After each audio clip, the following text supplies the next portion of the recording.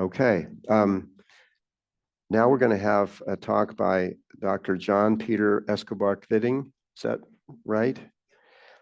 I didn't macerate your name.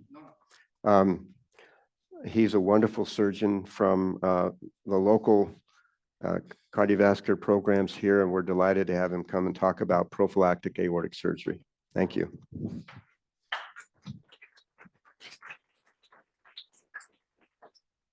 So, good morning. First of all, thank you to the Marfan Foundation and the Nordic Marfan organization to inviting me, and I'll give you a short expose of prophylactic aortic root surgery. So a little heads up, there are some OR imaging here, so there will be a little blood, but you know, all surgeons wants to show what they do, so you'll see a little bit about that. So a little bit about me. I am a consultant cardiac thoracic surgeon at the Oslo University Hospital, Rikshospitalet, and I'm also an associate professor at the University of Oslo. And as you'll see later in the talk, I did a 2-year postdoc at Stanford with one of the major aortic surgeons in the world, Dr. Craig Miller, and you'll see a little bit of data on a large cohort of patients treated with valve-sparing aortic root replacement. So this is Rikshospitalet, which is a national hospital. So you can say that we have national function for a lot of rare diseases in Norway.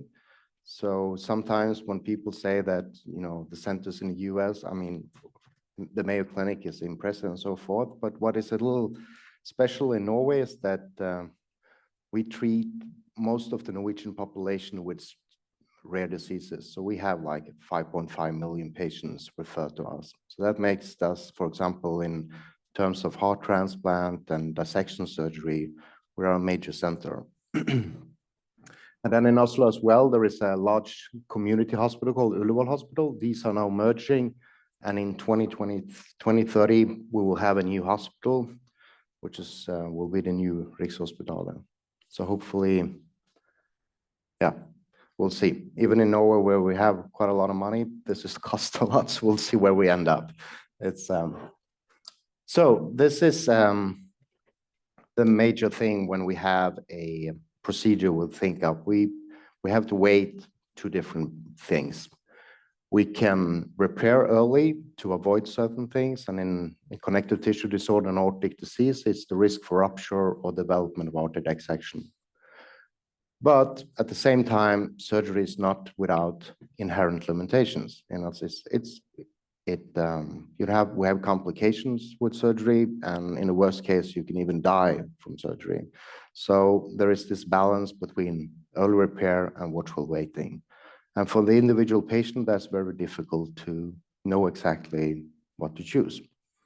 So, and to be honest, I don't think always we physicians really know. So this has to be a dialogue with the patient. You know, we have to present what we know.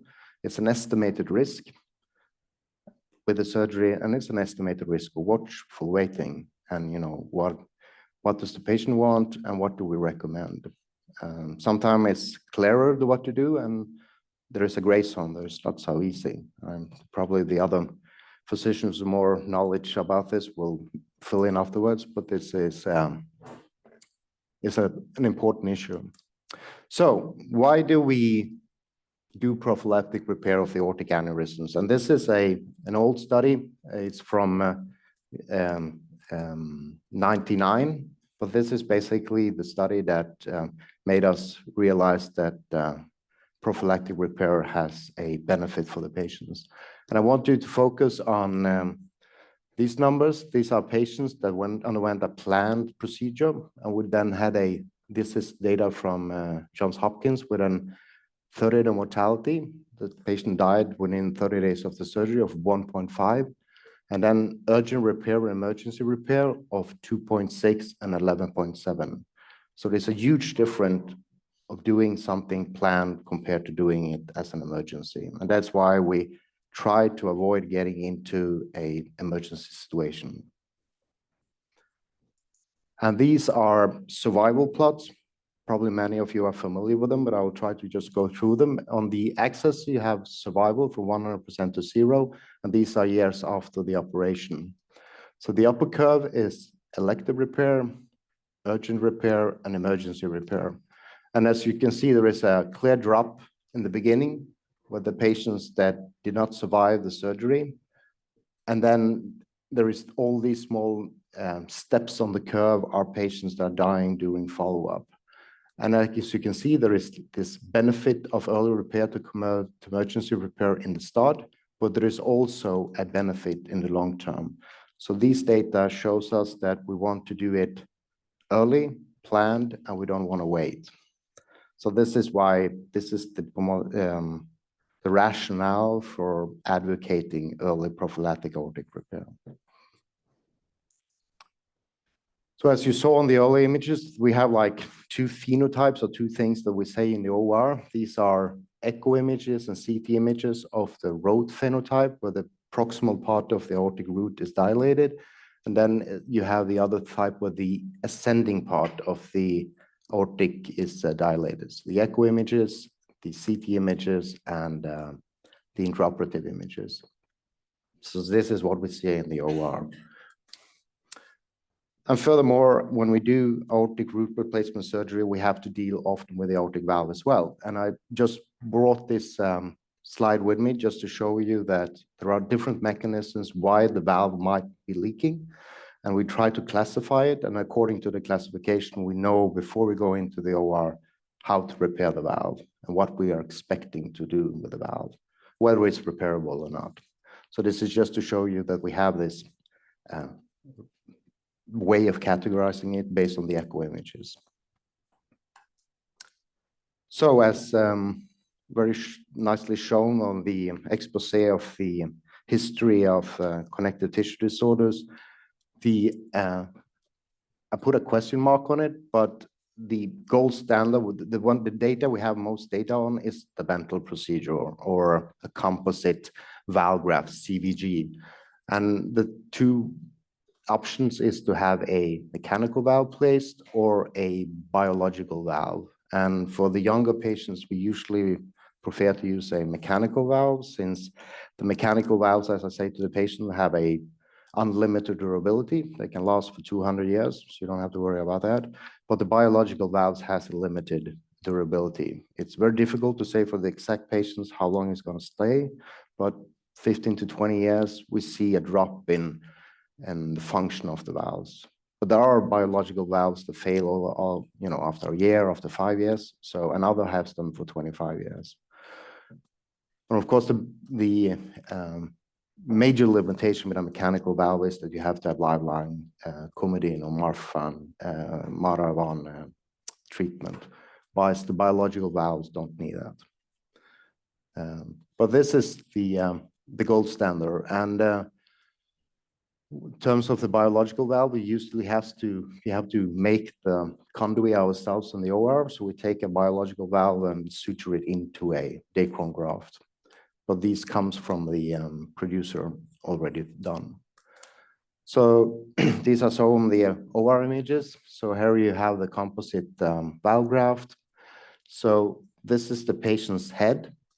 And there you have the mechanical valve in place on the top of where the aortic valve was. And the hole here is where we implant one of the coronary arteries, the two supporting arteries to the heart. And as you see at the end here, this is the final result. This is the vena cava superior, which brings blood from the upper body to the heart. So this is the right side. This is the coronary button in place. And this is the suture line towards the aortic arch, towards the head of the patient. So this is the final result, how it looks. So this is the go-to method. This is the safe method. We know that this has excellent long-term results. And this has been the method that has been used the most, and especially after the seminal publication from 1999. You stole my thunder a little bit, showing some MRI images, but these are these flow images using MRI. So this is a series of images. So this is in early systole. So you have traces where you can follow the blow path. So some of the traces are going out in the pulmonary artery. And then as you see the flow decelerators, when the heart has started to, had ejected the blood and it's starting to stop, you see these vertical flow patterns emergence in the root where the sinus of Valsalva, just above the aortic valve. So they increase in size when the flow decelerated, and they move together and ensures a proper closing of the aortic valve. And as many of you know, the first one to postulate this was Leonardo da Vinci in 1513. He was a little bit ahead of his time. But these are actually the first three-dimensional time-resolved images of flow patterns in the aortic root in man. But these are MRI images then. And these, of course, can give us knowledge more about how the flow is and how that affects the aorta. Like we have discussed, what we do now is we look upon the aortic diameter, but the aorta experiences a lot more than that. It expresses the wall stress against the wall, the pressure and so forth. And still we don't have all those into the equation. And I think those are very important prognostic factors, probably more than just the diameter. So hopefully in the future, these advanced imaging analysis, together with other biomarkers, can make us individualize the treatment more. So for you, maybe we should be more aggressive, but we can wait with you to help us do this balance between watchful waiting and early repair.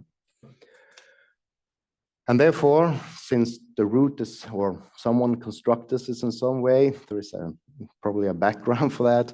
There are grafts that come with these sinus Valsalva grafts. So they have this pouch in the bottom that accommodates the flow pattern in the aortic root. So there are some more OR images. So we will have younger patients and the aortic valve is normal. It's a pity to take it out. We would like to preserve it.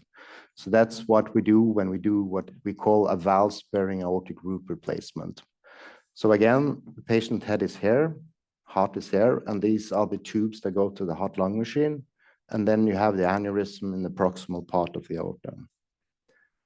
And then we have opened up the aorta, and this is the valve. It's a bicuspid valve, like we talked about earlier, where one of the leaflets has fused. So it doesn't look like a Mercedes star, but it has two valves. And as you can see, the valve is very neat. There is no calcium in it. There is no hole in it. And this is something we like to spare. And this is, again, the image of the same valve. You see the leaflets are very nice. And this is the coronary button where the flow goes out to the heart on the right side, which is cut out. And down here, you will have the left. So this is how it looks when we try to save it. And the rationale for that is, of course, this is the best construction. This is 5 billion years of evolution. If we can keep this, it's the best thing. And this is how it looks then. Then we take the valve and we implant it into these Dacron grafts. And we suture with a very fine suture all the way around to suspend it. And then the final result is what you see here. So you have a very nice valve, which is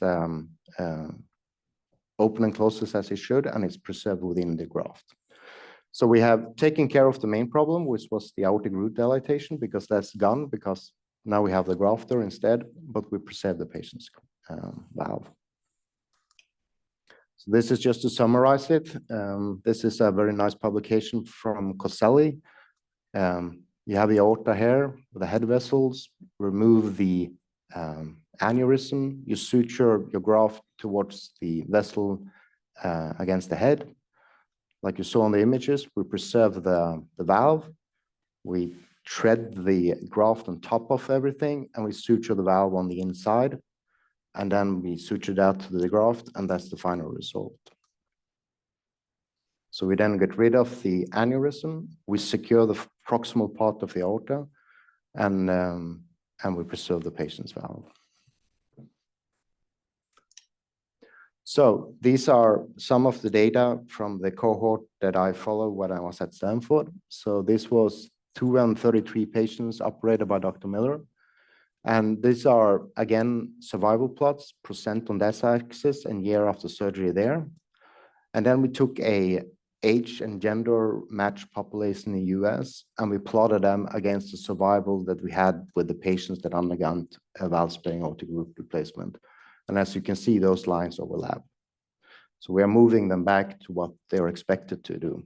And of course, in that cohort, there are also patients with non-connective tissue disorders, so but there is a large number of patients with Marfan and OSDs. And this is, so in that cohort, Miller lost one patient early on, and there was one patient that died 10 years out. So there are like 2 deaths in this area.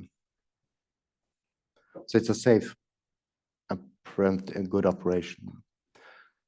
And then, like we discussed, does the valve itself impact outcome? So this slide shows freedom from SVD, which is structural valve deterioration. That's like the valve stops to function during follow-up. And then we looked upon, does it matter whether the valve is tricuspid or bicuspid? And it doesn't matter. And then the important thing, was there any effect whether the patient had an underlying connective tissue disorder or not? And we couldn't see any difference. What is important to mention here when it just, in terms of bicuspid aortic valves, is that they will eventually become stenotic over time, because that's the nature of bicuspid valves compared to tricuspid valves. So many of the patients that do valve-sparing aortic root replacement surgery with a bicuspid valve, it's very important that the surgeon tells the patient, you will probably have to come back and have something done on your valve in 15, 20 years. We don't really know, but there will be you have to come back. More 4D flow images. This was, we had a series of 15 patients that did MRI before and after we did valve-sparing aortic root replacement. We saw in one patient, this is a normal one, like you said, you see the laminar flow, and this is after surgery, it's more disrupted. And then this is a patient that developed a type B aortic dissection during follow-up. And this is anecdotal, this is only 1 of 12 patients. So, but that patient had abnormal flow patterns in the aortic arch and the descending aorta, probably reflecting that something was not good for the aorta in that part of the wall. So that patient developed a dissection during follow-up. And we saw that also in that cohort, that we had I think it was 9 patients that developed a type B dissection during follow-up, and all those patients had an underlying connective tissue disorder. Again, stressing the point that even if you are like operated for the proximal part, you have to follow the aorta, the rest of the aorta. So it's like, it's not you are out of the woods with the first surgery. You have to follow the rest of it. So you have to take care of it over time. These are data from Cornell in New York. This is just to show you aortic root replacement surgery and the frequency of the procedures by year. So this is percent, and this is over the years. And what you can see is there is a clear trend that they're doing less mechanical composites, more biological conduits, and valve-sparing aortic replacement is increasing. So the old operation that was to go the Bentel with a mechanical valve is a little bit out. Now it's more common that you either got a biological conduit or a valve-sparing procedure. And I think that is because we want to get out of the problems associated with the mechanical valves in terms of being on lifetime anticoagulants. And I just brought with me this. These are the data from the same group. Survival plots, percent on that axis, and years after surgery here. Patients with or without connective tissue disorders, this is survival over time, and there is no difference. So patients that have a underlying connective tissue that are operated has the same survival rate as those who don't have an underlying connective tissue disorder. And if we look upon reoperation as a surrogate for some problems that has to be addressed, there is again no difference between patients that had connective tissue disorders and those that had not. So to summarize, prophylactic aortic root surgery is well established and safe. Valve-sparing aortic root replacement, or the David procedure, is used in more and more patients, and long-term outcome is excellent, and an underlying connective tissue disorder does not affect outcome. So, thank you.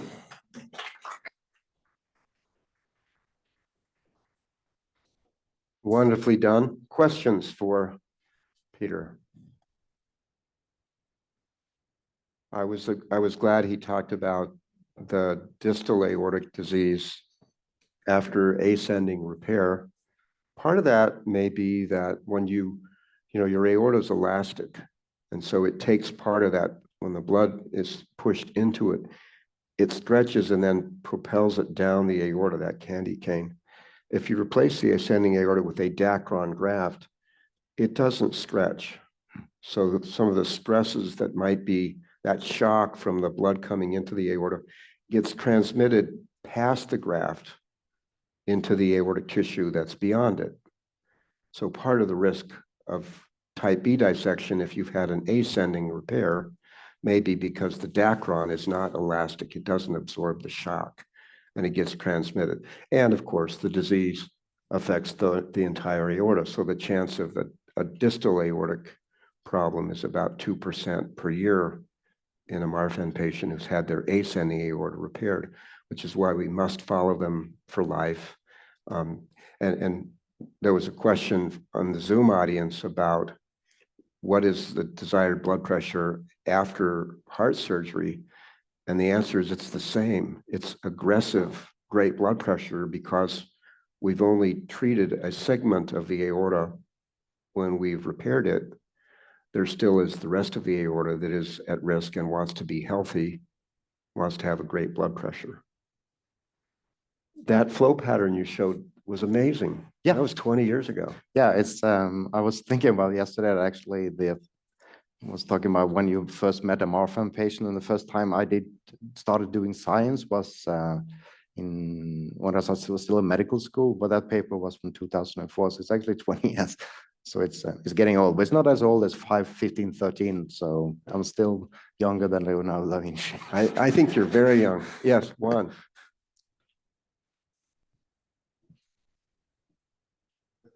The same topic of the aorta in the descending part, having an emergency in a certain percentage.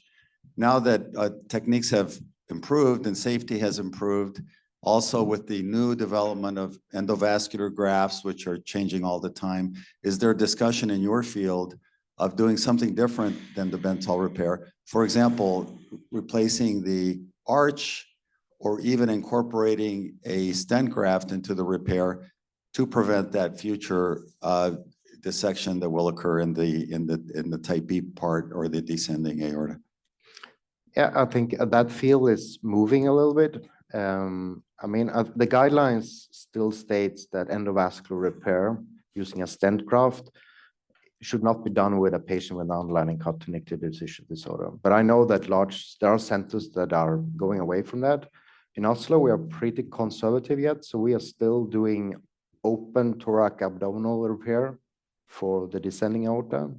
And for example, a endovascular like the Toraflex stent graft, where you have you do the elephant trunk procedure, where you put a graft down in the descendant. You can do it like a stent graft. We surgeon can put it in as well.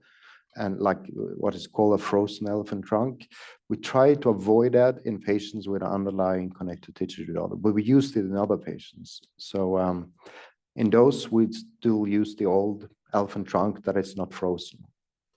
But that's probably going to change. And then it's, well, we have a few, not that few patients getting referred to us from other hospitals where they have an underlying connective tissue disorder. They have stented them. And some of them, continue to grow, and they are not easy to treat. It's not easy to treat someone which is already had the aorta tapered with stent grafts on the inside. So that's a surgical, very challenging group. Yeah. Juan, are the surgeons at Mayo Clinic doing this?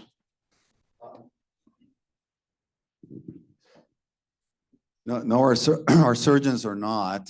but one of our surgeons does like to do a hemi-arch repair, which I don't think is the standard repair around the world. But when he does the original first operation for Marfan patient, he does do he doesn't do a complete arch replacement, but he does extend a part of the dacron graft on the underneath part. Yeah, and a he peninsula calls it a graft. hemi-arch. Yeah. But I understand that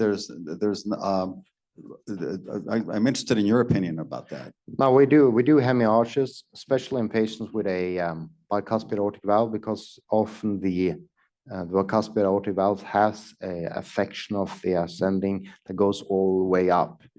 And so there's for example, in the material from the Miller groups, like 75% of the patients that had a bicuspid valve had a hemi-arch as well.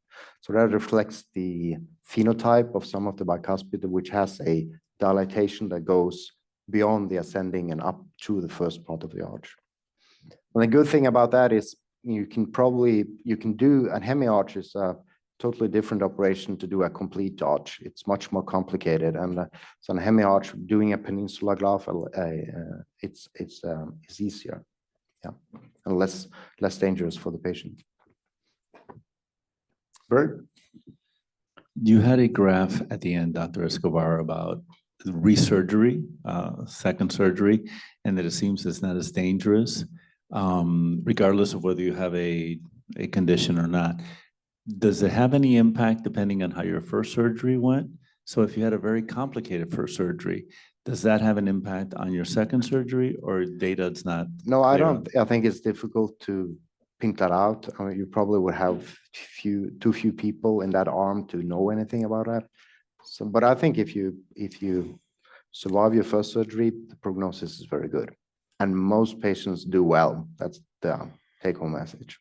Yeah. One last question regarding the aortic root. I mean, not the aortic valve itself. Yeah. With the preservation of it through time, do you find that it starts to leak? And is that one of the issues that people have to go back to repair for? Yeah, that's but even there are coming data now, which is pretty solid. So originally, when Dr. Tyron David advocated this technique when he developed it in Toronto, he was very conservative, and it's important to keep that in mind because he did only do non-leaking valve. He only did tricuspid valves and had excellent results with that. Now, as all surgeons, we want to show that we are better. So now we do leaking valves, we do bicuspid valves, and so we're treating a total different group of valves, and some of those valves are going to fail. But on the other hand, if you preserve the valve and have it for 5, 10, 15 years, so that will be 5, 10, 15 years without Coumadin, the cumulative risk of every year with Coumadin is probably going to be much less than the risk for a reoperation. And as I said, if you have a bicuspid valve, the patient has to be very clearly informed that this valve is going to be needed to be replaced sometime in the future. Yes, but I think if this is a definite truth. If you survive that first operation, you're way more likely to survive the second. Yeah. Michael. You know, we chatted briefly last night about the PAIRS procedure. Yeah. And at the foundation, at the Marfan Foundation, there's a fair bit of conversation about that in the US. I'd like to again hear your perspective on that procedure. Tell our audience what that is actually. Yeah, we have one in the audience who underwent it. I mean, I've not seen it. I only read about it, and it's been in the field a little bit. It basically you have a dacron graft where it's tapered on the outside of the aorta, which is based on a very detailed CT scan, and you get a graft which is customized to the aorta you're going to operate on. There are not that many centers that does that in the world, and so the data on the procedure is fairly limited.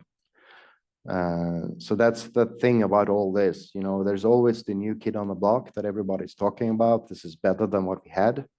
And for example, now, I mean, the only procedure that we have really solid data on long-term is the ventral with a mechanical valve.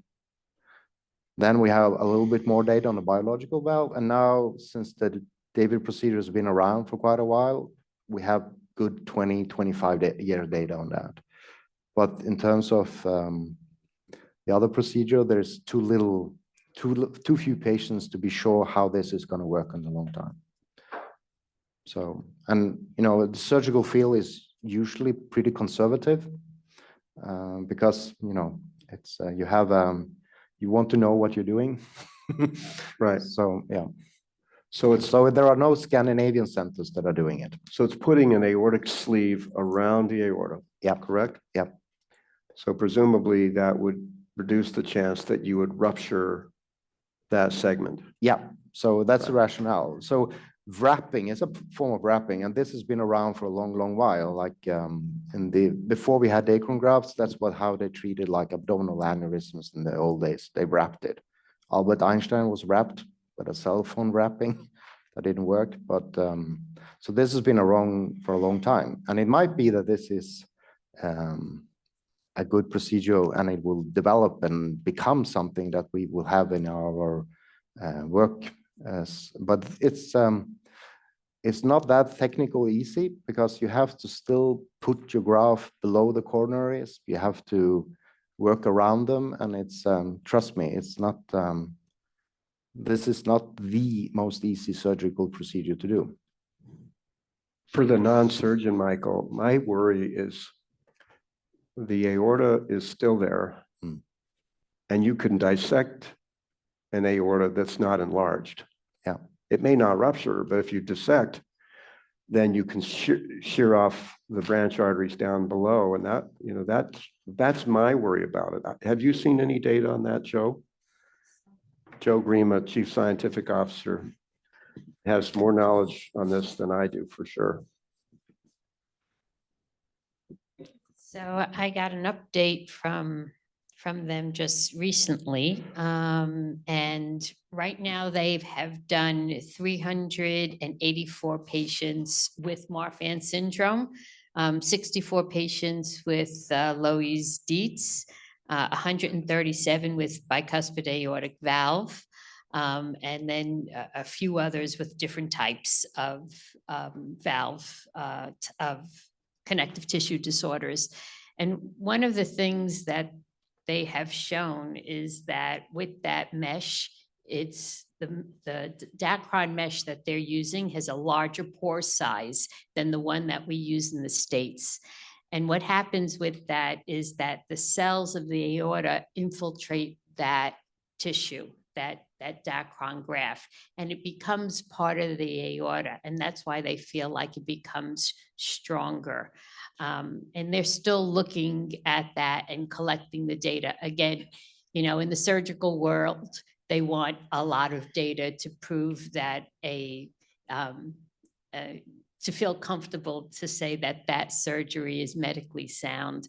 But they've had very good results with it, and they are still going through the process to get FDA approved in the States.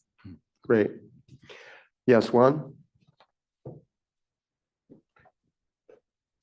Eileen's getting her steps, which is great. I think it's important to note that with the Pears procedure and these wraps, they are doing the wrapping at very small aortic sizes compared to what you are operating on. So the standard indications are, 5 centimeters, et cetera, but they're doing these wraps at much smaller diameters. So what our surgeons say, well, of course the patients are doing well because they don't have a problem yet. Yeah. Right. Yeah. So we need the 10-year data. Dr. Braverman is going to weigh in on this too. I think the strengths are that they have a group that they're very motivated, and that they do have a very complete data set to see what happens. So when they share the information, as Joe said, it's really quite favorable. The outcomes are very good. The people who are doing the procedure seem quite adept at doing it. So it looks like the surgical mortality is low, akin to an experienced center that does reimplantation David procedures. When we looked at the downstream effects, specifically what happens to risk for type B dissections or distal aortic dissections, as Kim and Peter said, is a risk after root replacement, either from the subset of people because they're at risk or because the graft has hemodynamic properties that enhance that risk. There has not been yet a case of a type B dissection after pairs in their population. And that's interesting because if the incorporation of this sleeve on the outside still gets some good elastic tissue of the native aorta, and then it's wrapped on the outside, maybe that has some advantage. Or maybe that's an engineering thing that we have to think about when we ask our engineers to create new Dacron or new other elastic grafts that mimic the biology of a normal aorta. But I think that's one of the more interesting aspects of this type of approach. How long is the follow-up at this point? Do we know? They have obviously one patient, which was Tal himself, 20 years post-op, 40 patients with 10 years post-op, and 217 patients with 5 years. So it's fairly limited. So the follow-up, 5-year yeah. data is pretty impressive then. Yeah. Good. Mm. You know, and we want pioneers to find new therapies, but we also want to be careful in how much we adopt them without the long-term information that they're going to be safe for you or your relative. So it's an interesting challenge for us. Are there any other questions before we take a break? Yes. I'm just generally interested to hear in what kind of numbers are you operating on the aortic root or ascending aorta in Oslo? Are you in the let's do it more globally, more in the let's do it earlier or let's wait longer group? You mean the numbers we do The or size. how Aortic yeah, the size. It's a little bit of, you know, we feel fairly confident, for example, that we can do a valve sparing procedure and coming out with a valve in place without having to replace it. So therefore, we are maybe a little bit more aggressive. So if we have someone with 48, 49, 50, we'll probably, and they have a tricuspid non-leaking valve, we feel pretty confident we can do a AV procedure on them and not coming out with a mechanical conduit. And therefore, we can push it a little bit because we feel that we know that we can do it. So that's an answer. We shifted a little bit downwards because we feel that we can give them a good operation. So it depends a lot on whether there's been movement. So if you went from 43 to 48, I'm going to ask him to see the patient, So right?